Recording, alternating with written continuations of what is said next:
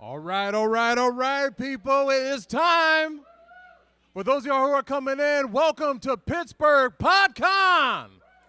Yeah. Like I said, we are streaming live. We are streaming live right now on Sorgatron Media. And for those who are watching us on Facebook Live, hey, if you want to come out to the show, we're located right here at Spirit Hall. That's right, at Spirit, 242 51st Street in Lawrenceville. All right, so come on out, man. We having a good time. We got tables everywhere. Hey, what's going on? Hey, what's up, man? NSEC, that's my dude, man. All right, it is now time for the International Podcast Day.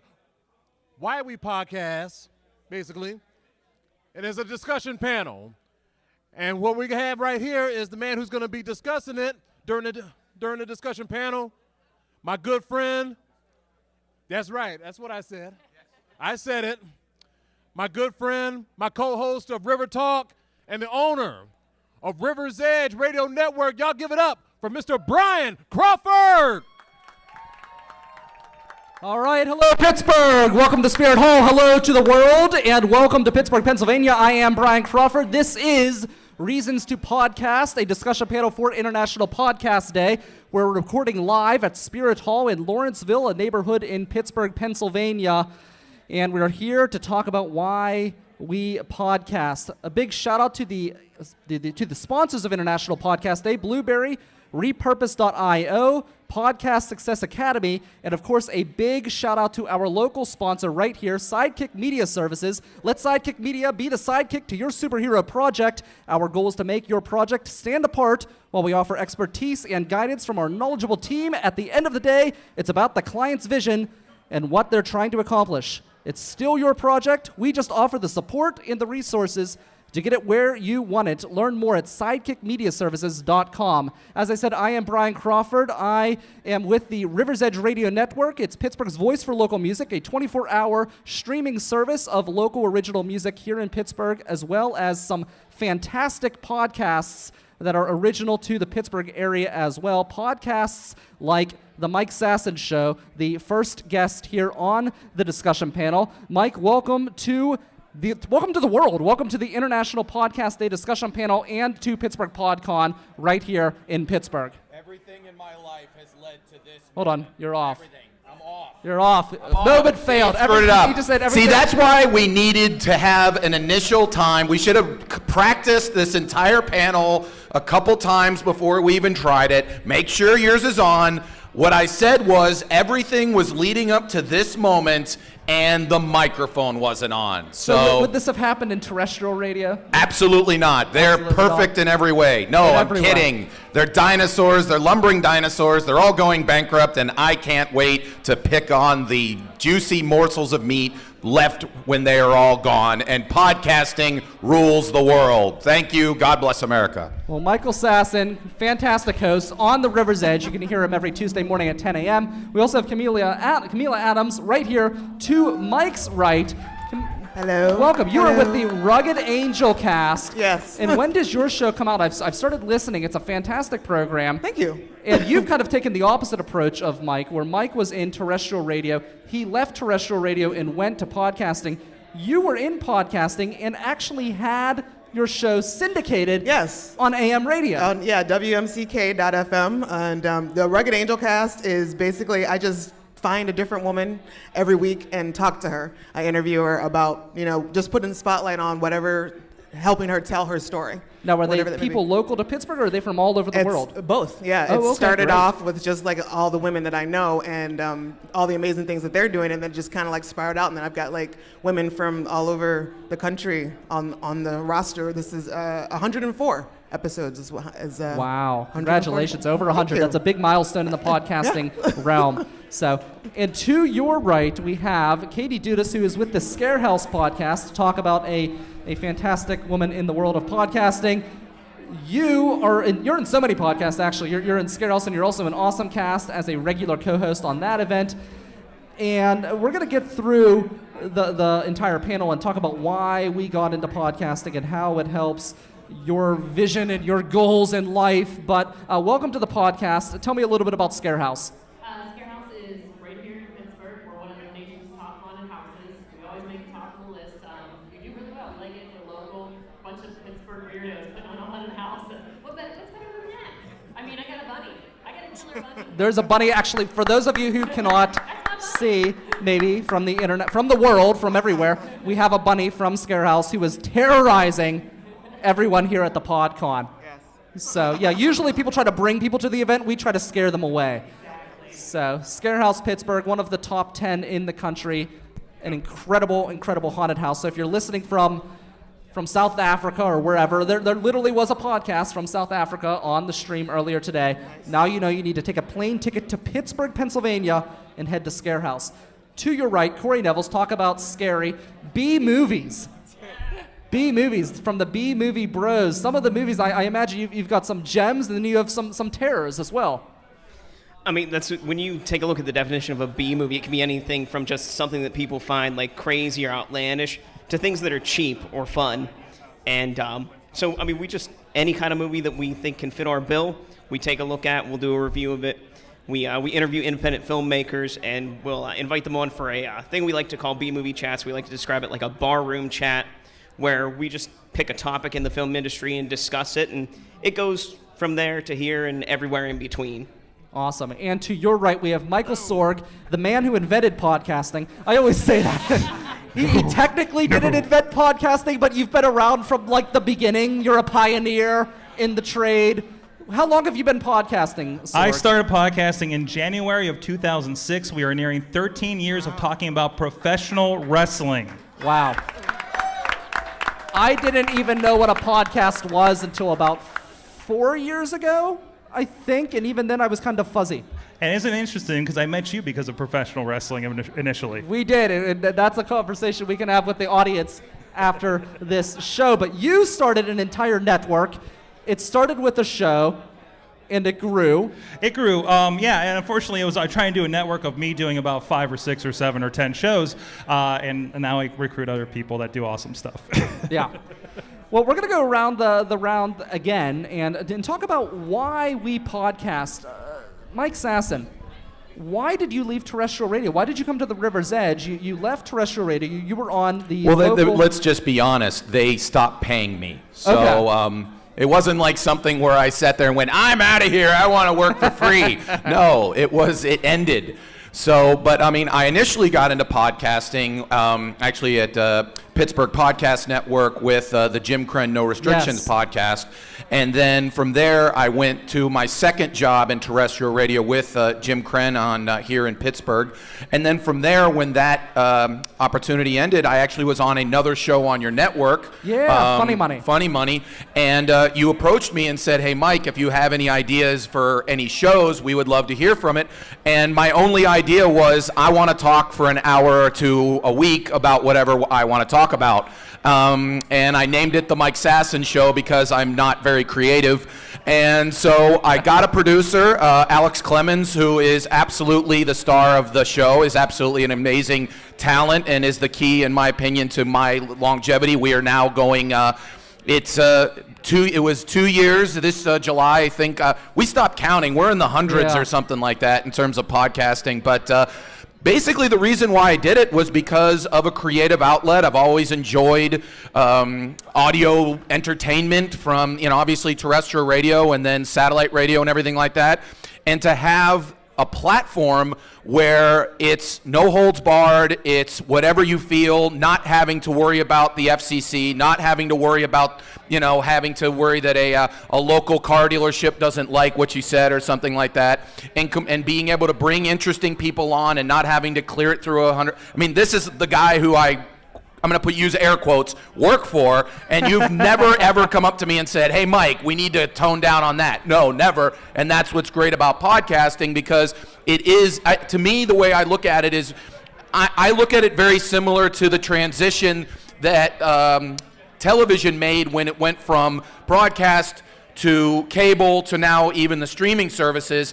You're seeing that the quality content is moving towards Netflix and Hulu and everything like that. And I think if you listen to audio, if you really truly love audio entertainment like we all do in this room, everything, the talent and big names that were established people that could work in quote unquote the establishment media is moving over to the podcast world for the exact reason why comics eventually moved from the Tonight Show to HBO to Netflix, which is the freedom to say whatever the heck you want, which is why we're all here, and that's why this is going strong, and we're going to continue to dominate the universe. Do you think terrestrial radio will be around in a few years? Well, here's the thing. If you listen to terrestrial radio right now, they're already telling their listeners to start listening to their radio stations on their smart speakers. They're already telling them, hey, listen to www, whatever, on the iHeartMedia app. Well, when you're telling your people that, then what the heck's the difference between that show and the 20 minutes of commercials and the FCC-regulated content to listening to it on our app and the same thing without all of that? You can always say, hey, Alexa, play the River's Edge station on TuneIn. Same thing as if it was iHeart. You won't hear the same song more than twice in a 24-hour period. And then again, it makes it to where you're not going to hear the same songs. You're not going to hear the same type of talk. You're going to hear different voices. You're going to hear, because, let's be honest, it's not a very diverse lineup on major terrestrial radio. Yeah. and the fact that, that on podcasting you do get several different voices from around the world. Like you said, we listened to someone from South Africa today. If you 20 years ago, everywhere. 20 years ago that would be impossible to hear something. Or you talk about different, how many professional wrestling radio shows are there? How many shows about, B movies are out there? No, it was always the same type of audio entertainment. So will there be terrestrial radio? There still is an NBC, there still is an ABC, but it's not at the same level as it was 30 years ago. And you just saw in the Emmys, the winner for Best Comedy was on Hulu. It wasn't on NBC. And I think you're going to see the same thing in terms of podcasting moving forward. Well, you look at this night tonight where we have nearly 30 podcasts right here in Pittsburgh. And we're a mid-sized city, and this doesn't even reflect all of the podcasts in the area. You multiply that into a major city and then across the globe, it's incredible. But Kahmeela, you went on terrestrial radio. Yes, and that started off kind of randomly. I don't remember if I approached them or if they approached me, but at some point I was like, you know what, I want to play music. But I don't want to pay for the licensing. Okay, yeah. For it. That's a lot of work to get all that licensing. Yeah, exactly. I know, trust me. Exactly. So, maybe I can just find someone who'll do that for me. And I did. And so that was the shtick, and all I played was, because my podcast is all about the empowerment and voices of women, all I played was women musicians. That was all the music that I played. And do you think that there's still a value to terrestrial radio? Do you think it still is important? Probably on some level, but me personally, I don't really listen to it. Okay. When I'm in my car or at my desk, all I listen to are either podcasts or my own Spotify playlist or whatever's on my iTunes. So there might be there's probably some value to it on a local level. Finding out more specifically, getting in tune with what's going on in your city. But and also I guess if you don't want to go out and search for what you're supposed to know about what's going on. Well, that's the thing about terrestrial radios. You can literally click the seek button and find something. Right. And I feel like apps like TuneIn are allowing that to happen online as well. A lot of the modern cars have TuneIn built right into the radio system. So I feel like online is starting to catch up in that regard. But you're right, it is easy right now to just turn on the radio and let it go. Exactly. So yeah, if that's how you want to roll. Yeah, it's about training. It's about training the consumer on how to obtain the content. It is. In building the infrastructure. Yeah, in building but the funny thing is, if you have Bluetooth in your car and you have a cell phone, you're pretty much already there, but it's putting two and two together. Now, like you mentioned, I don't listen to terrestrial radio when I'm in my car. I listen to the River's Edge. I listen to podcasting, or I put shuffle on my Google Play or my iTunes or something like that. And so I don't have to listen to 40 minutes of ads per hour. I just listen to the exact content. And it's, again, it goes back to the same kind of,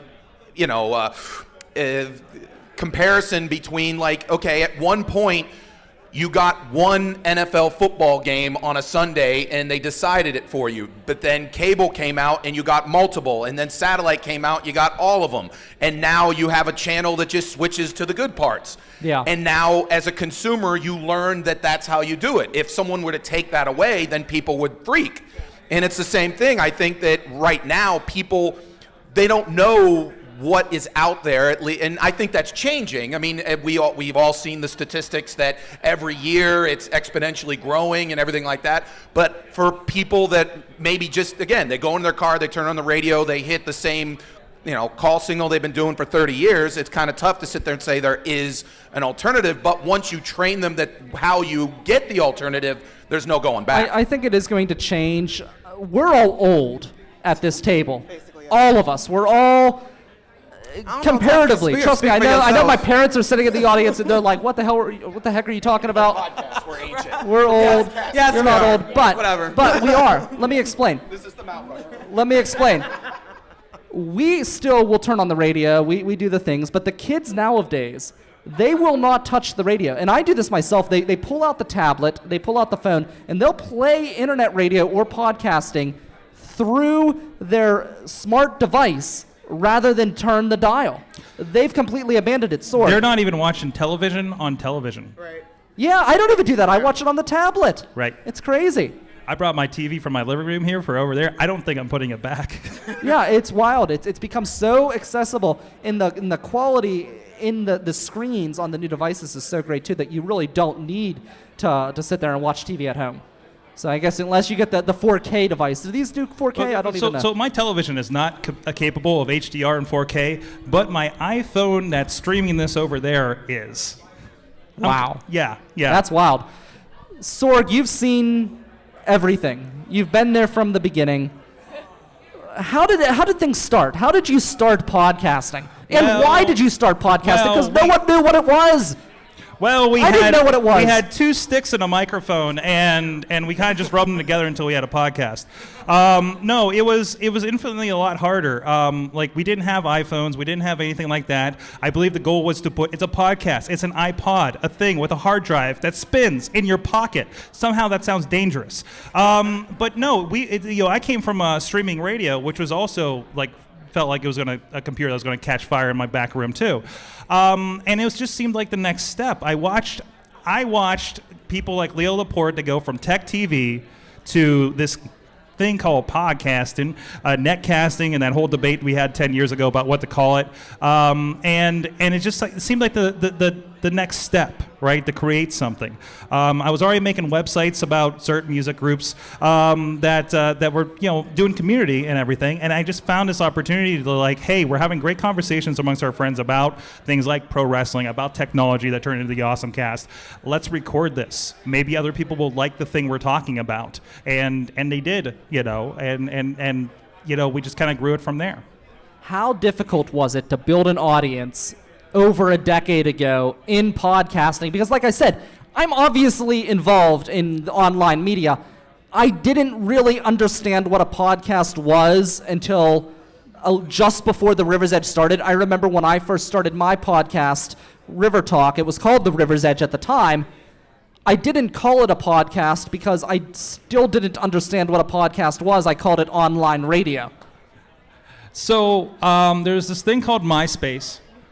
What's that? And you had to learn about all these MySpace? codes, and you had to make sure a really cool song was auto playing at the time, and literally a lot of the wrestlers were even getting. Hell, I got my rap group booked through MySpace. It was really effective. But anyways, actually, technically, as long as you weren't a technology podcast, it was really damn easy. You know how many people that are part of the show today says I went on to Stitcher. When it started, I typed in wrestling, and you were one of the top 3. Wow. Yeah, So it was probably easier then because you didn't have to feed through a ton of podcasts. You want to start. So back then, it was like if you were starting podcasts, you were already technology minded, right? So every podcast was, hey, here's your Apple podcast, here's your Mac podcast, here's your Google podcast, here's your Windows, Linux podcast, and it just like that was your niches were all that. So like the wild thing to do was to talk about normal people stuff that didn't have to involve technology or podcasts about podcasts or anything like that. So now, obviously, it's everything, right? I often say, hey, we can't compete with a Kevin Smith or like, what was the one thing somebody was asking me about? Who was the one in the train wreck that just got a podcast for like a couple $1 million? Amy Schumer, thank you. Like I'm not in competition with them. I'm not in competition with Stone Cold Steve Austin's podcasts. I'm in competition with other fan podcasts that like to talk about this topic the way we talk about this topic. But one thing you've done differently than I think anyone else, and you've done it better than anyone else, is you've created a community within your podcasts. Each one of his podcasts, and this is something that really, for those listening around the world who are looking to get involved with podcasting, one thing that you could learn from Mike Sorg over there is how to build a community. Each one of your podcasts have groups and people who join the conversation each and every week in a live setting, and often your fans become part of the show. And I think that's something that's really unique. It's something that I would be terrified of as someone who is a complete control freak and wants to have complete dominion over everything in my show. I could not imagine. I know you can relate, well, Mike. But and it's funny you talk about what you're in competition with. In my opinion, one of the great things about podcasting is I don't view any other podcast as kind of a competition, because like that kind of is an old terrestrial radio thing in a sense that, okay, the morning show's on from 6 to 10. There's 5 other morning shows. They're on 6 to 10. You're competing against those 5. If someone wants to listen to Stone Cold Steve Austin's and your podcast, yeah. So I mean, like I've had people that listen to my podcast or listen to my show live when we broadcast it. I've had it where they listen to it at Tuesday at 9 a.m. on the River's Edge. I've had them where they go ultimately to where we do the clips on our Facebook page. I have it where people will listen to it as where they do a long car trip and they'll listen to 4 or 5 in a row. And so it's not something to where, okay, if you sit there and say, oh, I listen to the Bill Burr podcast, great. I listen to the Bill Burr podcast as a comedian. You can, and I think that's what's great about this, and it's almost like this idea of having a pod, a pod crawl, a pod fest, because none of us are, our competition is other forms of media in trying to get people over here so that people realize that people are listening, and that ultimately, if we do want to turn this into a financial, something, we have to then convince people in advertising that, hey, if you want to reach certain people, we're the place to go. Just like, cable at one time had to convince people they were the place to go. Kind of on that, I want to kind of clarify the competition. I'm not not competition for day of the week, time of the week. It's like time, right? Like there's only so many hours in the day. Even the podcasts I listen to regularly, like I missed half of them this week because I was busy, right? So that's what I mean there. But also as far as, and I forgot the other point. Oh, you were talking about advertising. I think the other thing we need to think about podcasting. Anybody that comes to me and says, I'm going to start a podcast and we're going to get into advertising. It's like unless you have something already, like ScareHouse we work with, they have an audience. And I always tell Katie, I was like, you don't need to release necessarily every day because everybody's going to show up, right? But it's a tool for other business, right? We're looking at certain things. We have Patreon and we experiment with that. But I think like everything has, I want to say an ulterior motive, but like an alternative way to be successful, then I have enough people looking at this to sell an Audible commercial, right? I think we need to get away from that. Well, I think that's anybody so new, true. It has to be a passion play, and it needs to be something different, something creative, and your goal can be completely different than all those podcasts that are in your list right now. I would agree that you can't make the goal of any podcast being making money. I mean, because that's a long trip if you're going to try to take that. But I think that if we're talking about podcasts in general, if we're talking about the end game, then it is something to where, like for instance, like you talk about, I've had advertisers approach me and I have said no because I don't want them to control my content. And ultimately my show, the end goal is to help people get it's one of those things of like, okay, do you listen to my podcast because I'm a stand-up comic? Do you listen to my podcast and they'll go see my show? Or do you go see my show when I perform live and then go listen to the podcast? It's kind of working hand in hand in terms of, quote unquote, I guess, building a brand, and also just something fun to do. But I do think that in terms of the financial end of it, it's where is this technology going to be 10 years from now, 20 years from now? And like you answered, will there be terrestrial radio? The one thing that terrestrial radio has over us is a sales force.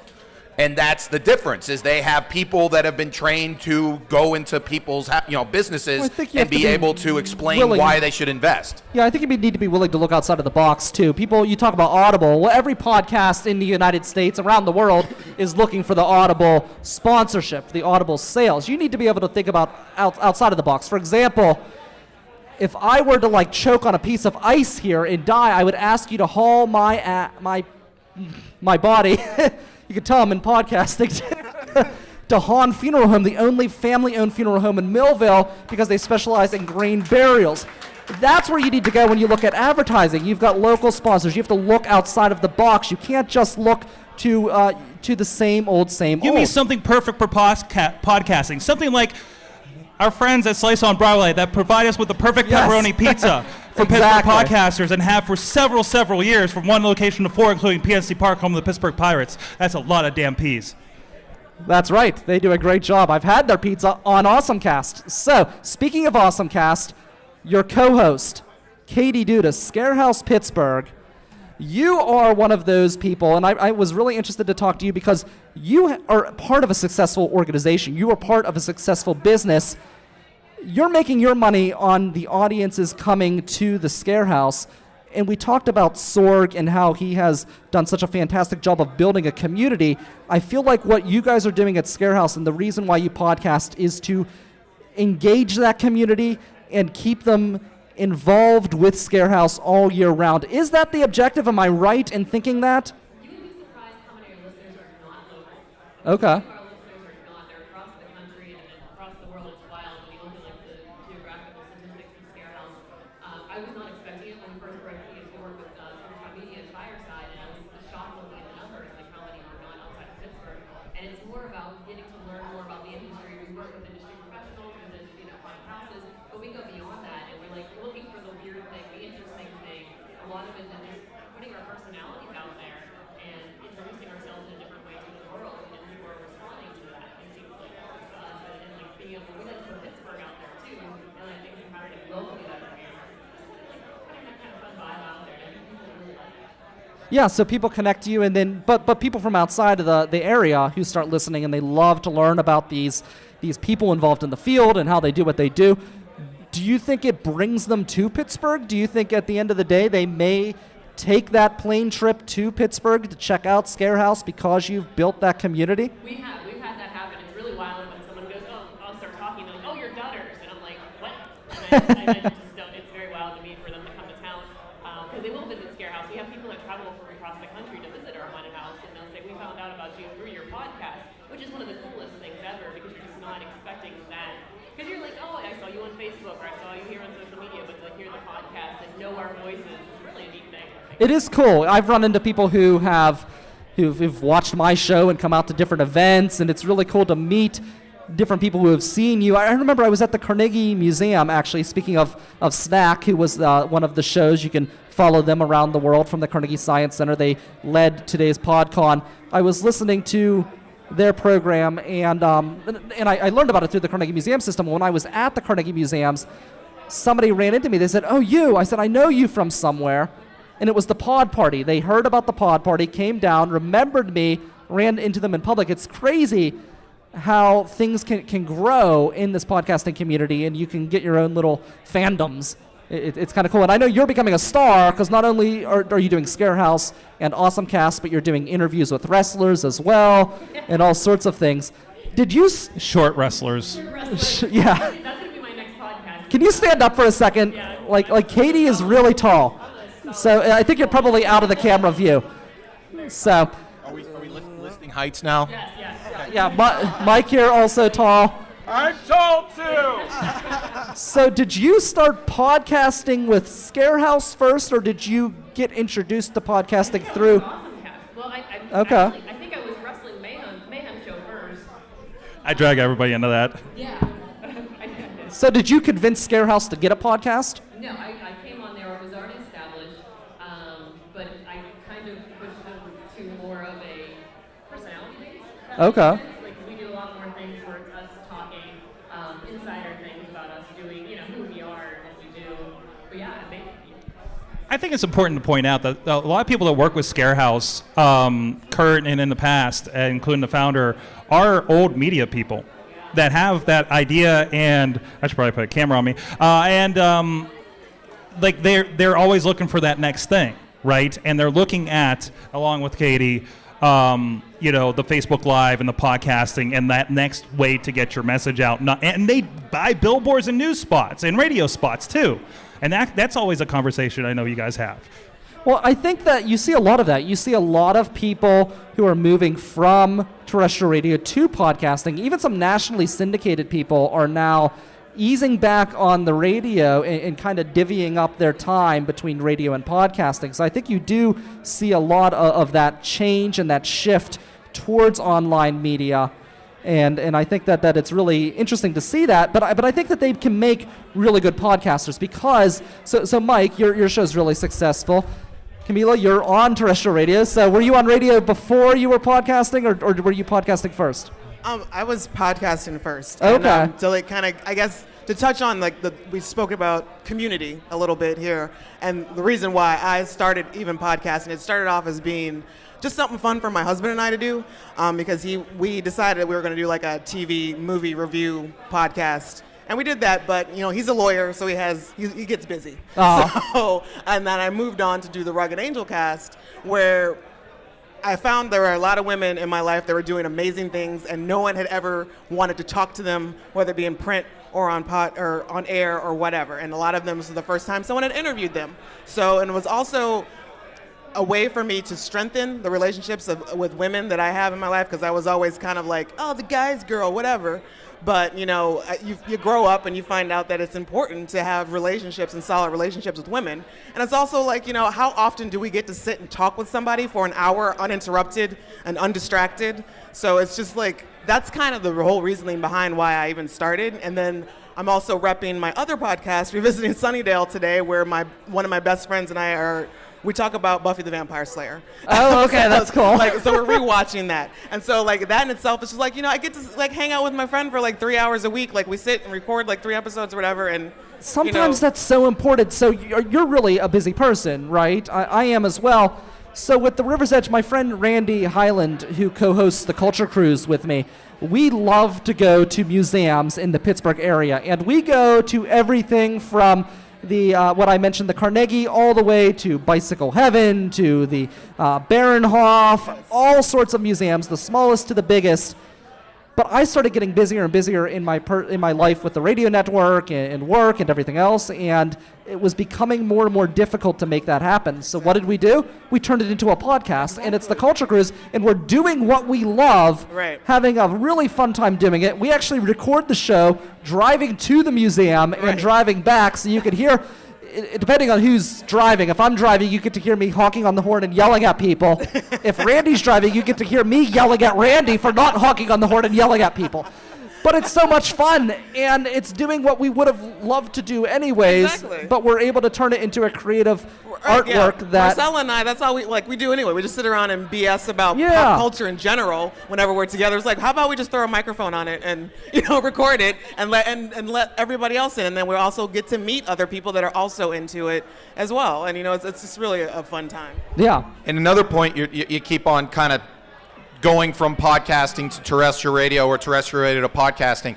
They're two separate different skills, because in terrestrial radio, they train you, okay, you've got 20 seconds, sum it up in 20 seconds, hit the post and get it out of here. It's the same thing in terms of, I was part of a comedy thing, and the whole thing was we had a clock, and we had to make sure that we were in break by the 25 of the hour and all this kind of stuff. Whereas in podcasting, just like you said, it's about creating a conversation, it's why if you ever interviews, it's changed interviews in general. Like, it used to be the longest form interview you would ever see would be like a Barbara Walters type 10-minute interview at once every 3 months. Now their whole interview shows where you get to really learn about somebody and have a long-term, like on long car trips because of my stand-up, when I go to different places in the country, I will play podcasts, and it's funny because you'll listen to these podcasts with an interview, and you really truly feel that after the hour or two or whatever, I know this person. I felt as though I have a connection, because anybody can pretend for 5 or 10 minutes and just give you the standard. But after 45 minutes, an hour and a half, the guard eventually comes down, and the real conversation really comes, and you truly learn what type of person this person is, and that's what makes podcasting such a revolution when it comes to things like interviews. And in terms of, that's why, like, and also you talked about, like, you know, they gave Amy Schumer millions of dollars to do a podcast. No radio conglomerate, if she came out and said, hey, I want to do a morning show and be on in the 50 biggest markets in the country, the big terrestrial radio conglomerates would pay her billions to do it. But she wouldn't want to do that because, now your time is now, you're on at 6 a.m. and this is everything like that, so freedom happens. And then also on top of that, content, you can't break FCC. Also the simple fact, like you're talking about different types of people, well, who owns the major media? They're going to sit there and be like, oh, I don't know if we can have her on. I don't know if we can have that person on. I don't know. Well, you realize that we're trying to get to this demographic, and you're just like, you're ignoring an entire demographic that needs to be talked to. But again, if it's the same 5 people that have had all the media for the last 100 years controlling it, that's why you always hear in the terrestrial radio world them talking about podcasting almost like, oh, well, anybody can set up and do that. Yeah, anybody can set up and do it, but the problem is, to get an audience, you still have to be good. You still have to be somebody that can engage an audience and everything like that. And that's one thing that B-Movie Bros have done really, really well, and I'm really excited to see how you guys have grown. We've got Corey Nevills here. Just to summarize things, I'm Brian Crawford. This is Reasons to Podcast for International Podcast Day. Mike, Kahmeela, Katie, Corey, and Mike down there at the end. 2 mics. So Corey, B-Movie Bros, this started off as a hobby. We're talking about doing things for fun. You love B-movies. Your co-host Paul Toronto, he loves B-movies as well. You guys decided to start a podcast, and it's really, really cool because you've gone beyond the Pittsburgh area, and really, even though you're based here in Pittsburgh, if I'm understanding things correctly, most of your audience is actually overseas. Well, actually, we just took a look at the statistics on our SoundCloud, because that's how we put everything out there. And we've been doing this for 3 years now. If you're smart, you'd use Blueberry. Go ahead. Which camera's on? Go ahead. Oh, okay. So we were... So we just took a look at our statistics, because we've been doing this for 3 years now. We found out we've had 30,000 listens in the last 3 years. And wow, give them a round of applause. The majority of our listeners are actually in San Francisco, with 16,000 of those listens. The Pittsburgh area, though, we've only had 261 listens over the last 3 years. Wow. Yeah, we've attended horror conventions here, done our business cards, had tables, advertised here in Pittsburgh, and for some reason it just hasn't caught on here. But we looked at our countries list, and we've been listened to in at least 50 different countries, with the lowest listens on the top 50 list being, I think it's like Israel with like 12 listens.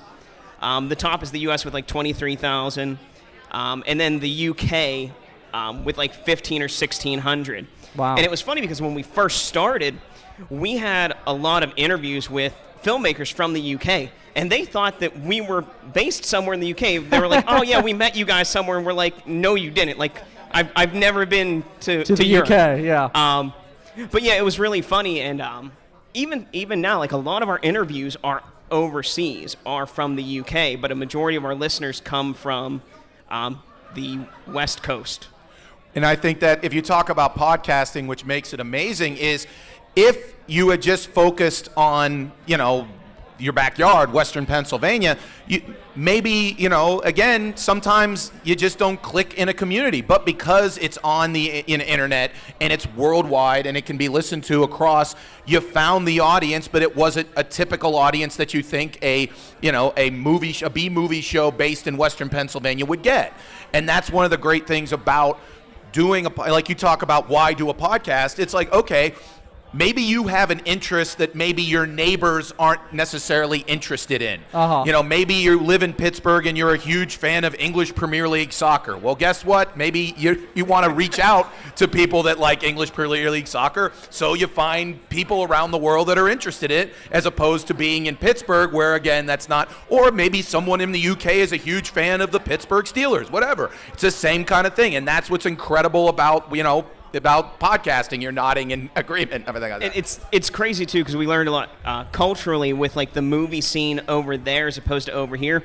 Where over here we have a lot of movies that are marketed as horror movies, or like the trailers will be shown as horror movies, but they're really not. They're dramas or they're rom-coms that somehow try and like put that facade on. Whereas over there, they have the opposite effect, where it's still like culturally not the norm and not accepted for people to like and be into horror. So in a lot of these areas, people will go to the podcast. They will go to lower budget stuff because it's not out there in mainstream like has become more prevalent here in the last few years. So it's really cool. You've gotten some really prominent guests in your scene. Are people real appreciative of the fact that you exist and you're highlighting their films? Because I know in the B-movie world, they're not getting the same attention as a Hollywood or even a Bollywood film, since we're speaking to an international audience, would get. So that really depends on the filmmaker, the person that's involved in the film. Because we've had a lot of people that have been just excited. We've been their first interviewers. We're getting them out there. And we've had people who've emailed us and been like, hey, I'll do an interview for you guys if you pay us like $20 or $100. And we're like, no, we're not making any money doing this. But yeah, some people are super appreciative of it. They love it. They're like, thank you for shedding light on the B-movie scene. And there are other people that are just out there like, oh, I can get more money if I, do this.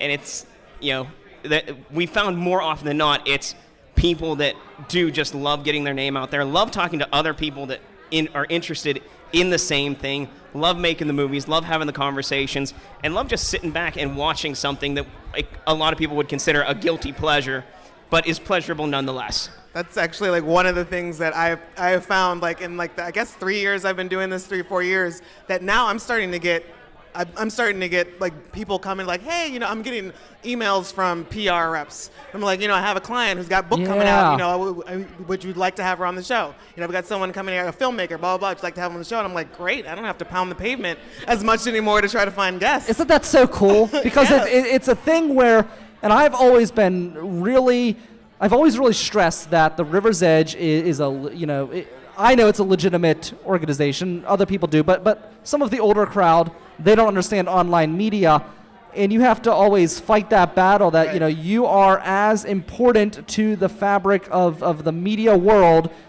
as old man radio. Right. And it means so much to me when people start connecting to you. I remember I almost had the guy who runs Candid Camera on my show. He had to cancel last minute, didn't end up in Pittsburgh, but he reached out to me and asked to come on my show. Candid Camera, which actually started out as Candid Radio before TV even existed. They were one of the first TV shows to exist, and they came to me and asked to come on my network. And I feel makes you feel like you're really accomplishing something special when someone comes out, and especially when you started it out from nothing. I don't know how you started, but the River's Edge started out as a podcast in a closet in a dingy attic with nails coming out of the wall, hangers. That's basically still where I am, but I'm just... Yeah. But, I've upgraded my microphones a couple times. There we go. And my mixer. I've gotten a little more tuned to my audio editing. But, yeah, it's basically it. I started off as like, how cheap can I get away with doing this? Yeah. Like, the first year was like $50. All right, boom, let's do it. And then now it's just like, I've invested a little bit more. But, again, it's like, I'm not looking for, like, a big financial return from this. I'm more interested in, like, the people that I'm meeting along the way. Mm-hmm. And as a person that was in terrestrial radio, I've been at meetup events and things that they put together and have had a sea of just empty tables. Not because he's here, but I mean, the Millvale Music Festival, Millvale Days, the River's Edge, when we put together something, I'm always floored by the number of people that come out and the number of people that know you and know the River's Edge and know the Mike Sasson show and know all that kind of stuff, because I really truly believe that podcasting has a unique way of connecting and making a community out of an audience, as opposed to other media to where there seems to be a disconnect. And I think that sometimes, I always felt that in kind of old man radio, they were very, very adamant that you were not supposed to sound like a human being. You're supposed to, hi, this is Tommy Tomorrow with blah, blah, blah, blah, blah. And again, that is supposed to make it seem like that you could, be something better than you are, and you're supposed to make up a name, and you're supposed to sound perfect. And if you stumble once, people go, people have to go to the program director's office and listen to it again and all that kind of stuff. But the thing about podcasting, because you hear us warts and all, it is something to where you go I know this person. If there's one thing that's always been, kind of a shock with me, is when people will come up to me and after listening to my podcast and listening to my conversations with me and my co-host and producer Alex Clemens, is they'll always come up to me and not hey Mike, great, I'm a god, but hey Mike, I was having that conversation too one time there, and I'm just oh, you listen to that? And I think that's the difference between podcasting and the old man radio. And the old man radio, it's, hey, this guy's perfect. And we're no, we're not perfect. No. This is a community kind of deal. There's a show. So that's one of the things that attracted me was it wasn't polished. Right, and when I hear a podcast that has a little bit too much polish and good radio engineer and everything, it's just oh, that's too perfect, right? But there's you mentioned about the conversations. Our friends that have a table back there, Bold Sports. With Bold Pittsburgh, they started their cast, and I'm not in sports. I often say I don't watch sports that don't admit that they're predetermined, and they started their thing, and I listened to the first few to see if it was something viable, and I'm just this is a conversation that I would hear in a Pittsburgh bar, in a good way. Yeah. We'll make that. And I'm just this has appeal. People are going to feel like they know these guys, and they've been getting a great reaction out of it, and it's good. Bold Pittsburgh Sports, go look it up. And I think one of the biggest advantages that podcasts have over that terrestrial radio is when you're looking for a podcast, you know what you want to listen to, you know what you're looking for, and you're not limited to just what they're talking about. You don't have to tune in, like you said, 9 a.m. Monday morning to find out who's calling who to, admit that they've been cheating or whatever in the morning. If you want to listen to, commentary on puppies being born, you can find that in a podcast. I'm sure somewhere out there. Maybe that's your next one. I'm looking that up. I want to see if it's out there. So Sorg also mentioned Bold Sports, talk about creating a community. They also run an online blog, too, at boldpittsburgh.com. So they've got that same community built in, which I think is so important in podcasting and into the success of podcasting, too. And really, I know I go back to you, Sorg, but I feel like you're kind of the pioneer in building that kind of community aspect of podcasting, which is so important. I want to point out that most of my cues about community I got from the Twit network. From the what network? The This Week in Tech network. Oh, okay. A lot of it, because again, they're the ones that was okay, they're onto something here. But again, it was all technology. It was where do we apply this otherwise? When we started, we were already doing streaming radio with an AOL chat room. And we brought that over to podcasting when we started. Basically, before there was Facebook Live, we did it on a Shoutcast server, right? And so, but no, I it's always been there. I mean, it was just we were applying different media than people were yet, because we didn't have all the streaming media and the Facebook and everything like that. So it was, it's a little bit of, it was just a little bit of riding the technology tide. It got to 2010, and it was just oh, we should stream this. YouTube lets us stream now. We should probably stream this. How do we do this? I'm putting cameras at other monitors to bring people in from Texas and Poughkeepsie, New York on Skype, things like that. Yeah, it's crazy. In the community, I'm not much of a gamer, but I did play one game. It was called Jedi Knight Dark Forces 2. And the reason why I was so into it was the MSN Gaming Zone And it was the community that came about through the chat room that kept me coming back and wanting to play more. Real quick, we're going to end today's program with a great song from Nick Graybiel, who is with the River's Edge Radio Network, because we're all local music. The River's Edge, as well as Sorgatron Media, are the people who brought you this discussion panel and this PodCon event for the people who are here locally in Pittsburgh. But real quick, in 30 seconds or less, we're going to go down the discussion panel. What does podcasting mean to you, and why do you think you're going to continue in the coming years? It means to me freedom and the ability to connect with people that are interested in the same thing that I'm interested in, and building an audience and building a brand basically focused on comedy and my comic talent. And plug your show, too. And what? Plug your show as well. My show is the Mike Sasson Show. You can listen to it on the River's Edge Tuesday at 9 a.m. Or you can listen to us on Google Play, iTunes, or SoundCloud. Or you can listen to us on the TuneIn Radio app. Again, that's Mike Sasson, the Mike Sasson Show. Thank you. God bless America. Mila. Let's see. Podcasting means to me community and a chance for me to geek out with my friends about just about whatever it is we're into.